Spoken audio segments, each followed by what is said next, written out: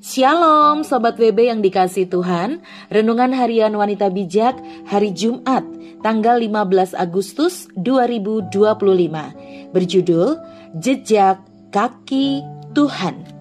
Pembacaan firman Tuhan diambil dari kitab Ayub pasal 23 ayat 1 sampai 17. Marilah sebelum kita membaca sabda Tuhan, kita akan berdoa bersama-sama. Bapa dalam surga, dalam nama Tuhan Yesus Kristus, kami bersyukur karena hari ini kami bisa mendapatkan hari yang baru, kesempatan baru, rahmat yang baru yang Tuhan anugerahkan untuk kami. Tiba saatnya kami akan mendengarkan sabda-Mu ya Tuhan, yang akan memberikan kami tuntunan, bahkan menjadi pelita buat langkah kehidupan kami. Ini kami siapkan hati, telinga, dan fokus kami untuk mendengarkan sabda Tuhan. Di dalam nama Tuhan Yesus kami berdoa. Haleluya. Amin. Sobat WB yang dikasih Tuhan, pembacaan sabda Tuhan diambil dari kitab Ayub pasal 23 ayat pertama sampai 17. Sekali lagi, kitab Ayub 23 ayat 1 sampai 17. Demikianlah sabda Tuhan menurut Alkitab Terjemahan Baru edisi 2. Pembelaan diri Ayub di hadapan Allah. Tetapi Ayub menjawab, "Sekarang ini keluh kesahku menjadi pemberontakan, tanganku berat menekan rintihanku. Seandainya aku tahu di mana mendapatkan dia dan boleh datang ke tempat ia bersemayam, akan kupaparkan perkaraku di hadapannya, dan ku penuhi mulutku dengan kata-kata pembelaan. Aku akan mengetahui jawaban-jawaban yang diberikannya kepadaku, dan aku akan mengerti apa yang difirmankannya kepadaku. Apakah ia akan berperkara dengan aku dalam kemahakuasaannya? Tidak, sesungguhnya ia akan menaruh perhatian kepadaku. Di sana orang jujur akan membela diri di hadapannya, dan aku akan bebas dari hakimku untuk selama-lamanya.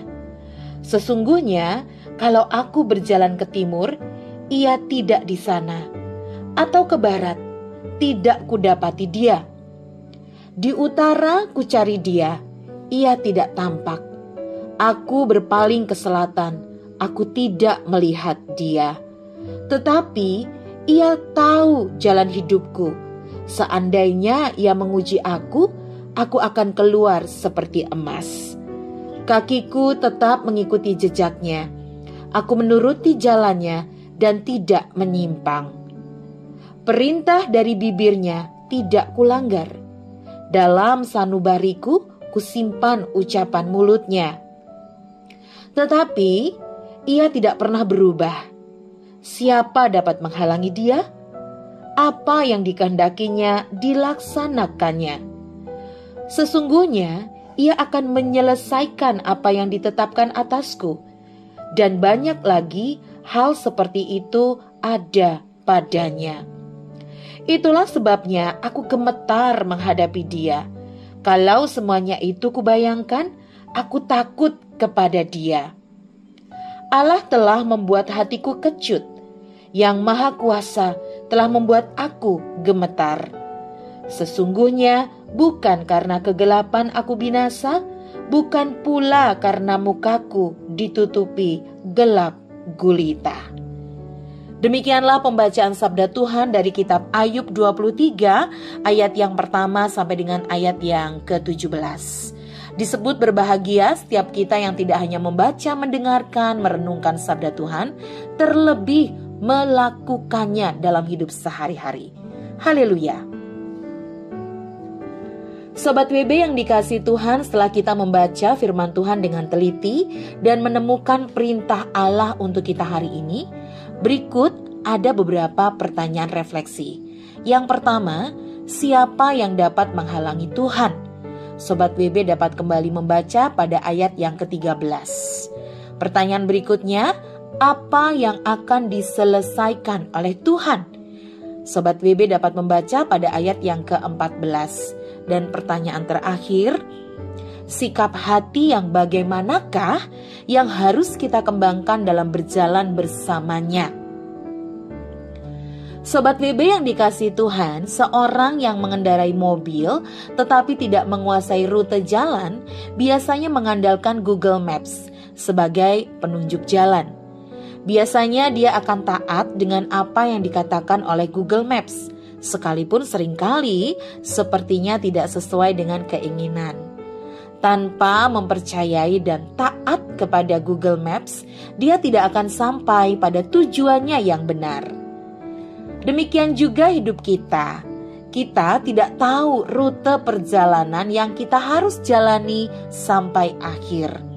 Tetapi Tuhan tahu. Ia tahu rancangan untuk hidup kita.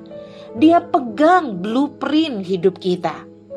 Itu sebabnya kita mempercayai dan terus berjalan bersamanya dan menjalani setiap proses kehidupan serta menyelesaikan perjalanan sampai akhir adalah pilihan terbaik. Yang sering menjadi penghalang perjalanan kita adalah karena kita tidak sepenuhnya mempercayai Tuhan dan cenderung untuk memilih jalan kita sendiri yang tidak jarang justru menyebabkan kita burn out.